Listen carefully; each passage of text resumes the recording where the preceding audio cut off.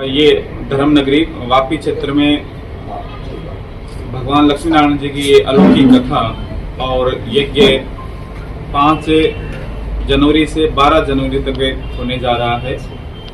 और जैसे जैसे कलयुग आगे बढ़ रहा है वैसे वैसे हमारी संस्कृति लुप्त होती जा रही है। हमारी संस्कृति को बचाने के लिए और हमारे राष्ट्र की सुरक्षा के लिए ऐसे धर्म आयोजन जो होते हैं वो आयोजन हमारे समाज को जोड़ करके रखते हैं।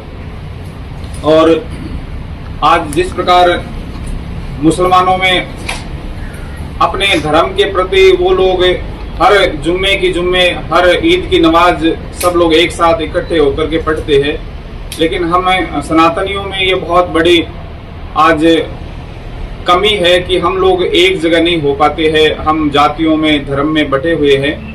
तो हमारे जो ये कथा के कार्यक्रम है, कोई भी धार्मिक आयोजन है, वो हमारे समाज को एक जोड़ने का बहुत बड़ा संदेश देते हैं।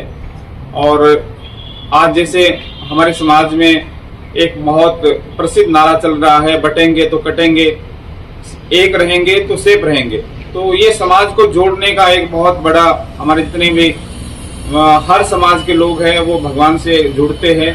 और दूसरा एक जैसे जैसे कलयुग आगे बढ़ रहा है वैसे वैसे लोग जिस प्रकार अपने समाजों में बंटते जा रहे हैं, उसी प्रकार हमारे जो आराध्य देव है भगवान विष्णु, भगवान शंकर, माँ दुर्गा, भगवान गणेश, भगवान सूर्य नारायण, हमारे वेदों ने 5 देवताओं का विशेषकर हमारे वेदों ने 5 देवताओं के पूजन का विधान बताया है और 5 देवताओं के ही मंदिर का विधान बताया है।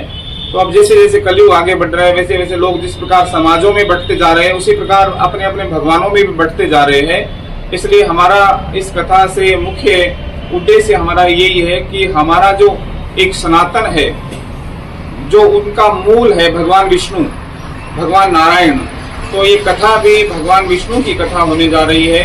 तो इससे एक अलग ही समाज को मैसेज देना चाहते हैं कि हमारे जो जिस प्रकार हमारी संस्कृति अखंड और एक है, उसी प्रकार हमारे भगवान विष्णु पूरे ब्रह्मांड के संचालन करते हैं, रचयिता है, पूरे ब्रह्मांड का पालन करते हैं। तो ये कथा भी भगवान विष्णु की और माँ लक्ष्मी की होने जा रही है।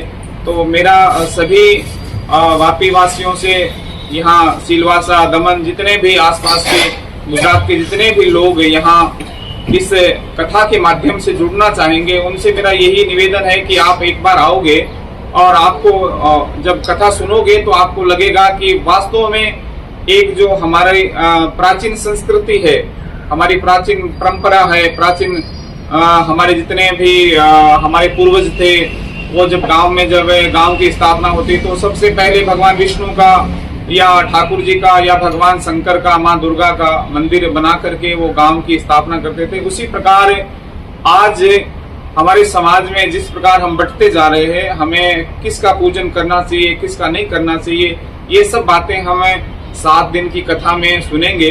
और साथ में सबसे बड़ा एक हमारे आज जो राष्ट्र है हमारा, वो सुरक्षित रहे।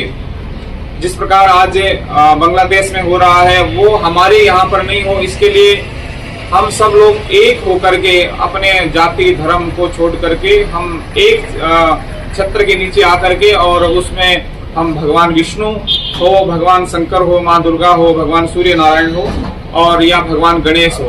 जिस प्रकार भगवान गणेश जी को जैसे लड्डू का भोग लगता है, और लड्डू का भोग उनको क्यों प्रिय होता है, इसलिए प्रिय होता है क्योंकि एक छोटी छोटी बूंदी बन करके और उन बूंदियों को एक मिला करके जिस प्रकार हम लड्डू बनाते हैं, उसी प्रकार भगवान गणेश जी का प्रसाद भी हमें एक संदेश देता है, अच्छा संदेश देता है कि जिस प्रकार छोटी छोटी बूंदी है उसका एक कण मिलकर के एक बड़ा लड्डू बनता है। उसी प्रकार हमारा देश, हमारा समाज एक होकर के रहे, ताकि विधर्मियों से हमें कोई खतरा नहीं रहे और विधर्मियों का हम डट करके मुकाबला कर सके। और इस कथा का मुख्य संदेश यही है कि हमारा राष्ट्र सुरक्षित रहे, हमारी गौ माताएं सुरक्षित रहे, हमारी बहन बेटियां सुरक्षित रहे, हमारा देश सुरक्षित रहे। और हमारा देश जब सुरक्षित रहेगा तो हम सुरक्षित रहेंगे, और अगर देश ही सुरक्षित नहीं रहेगा तो हम सुरक्षित नहीं रहेंगे। इसलिए हम एक रहेंगे तो सेफ रहेंगे, बटेंगे तो कटेंगे, यही मुख्य नारा है। और इस कथा का वैसे राष्ट्र कल्याण के लिए ये कथा होने जा रही है। तो आप सब लोगों से निवेदन है कि आप ज्यादा से ज्यादा संख्या में पधारें।